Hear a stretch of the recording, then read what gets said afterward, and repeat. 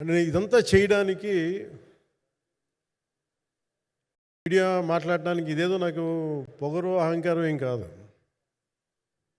Cinema గురించి నాకు చెప్పుకోవడం ఎబ్బెట్టుకోవడం, ఏం మాట్లాడాలో తెలియక చెప్తే ఎక్కువైపోద్దా చెప్తే తక్కువ అయిపోద్దా అని. కానీ ఈ పర్టికులర్ ప్రెస్ మీట్ ఎందుకు పెట్టానంటే ఏం రత్నం గారి కోసం పెట్టాను. అంటే సినిమా బతకాలి అంటే ఈవినింగ్ ఆడియో ఫంక్షన్ పెట్టుకొని మళ్ళీ ప్రెస్ మీట్ దేనికంటే మళ్ళీ నాకు మీతో ఇంటరాక్ట్ అయ్యే అవసరం ఫంక్షన్ తర్వాత ఉండకపోవచ్చేమో అని చెప్పేసి అదొకటి మేజర్ ఒక ఇది కన్సర్న్ అదొకటి. అంటే రత్నం గారు అంటే ఈవినింగ్ చెప్దాం అనుకున్నా, బట్ స్టిల్ ఇప్పుడే చెప్పేస్తున్నాను ఒక ఈ మాట.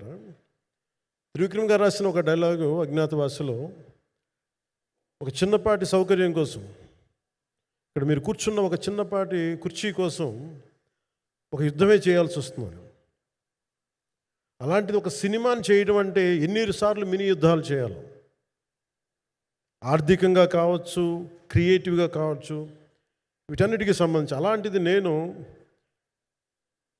ఎప్పుడు కూడా సినిమాల్లోకి రాకముందు ఏం రత్నం గారు లాంటి వ్యక్తి నా ప్రొడ్యూసర్ అయితే బాగుండు అనుకున్నాను.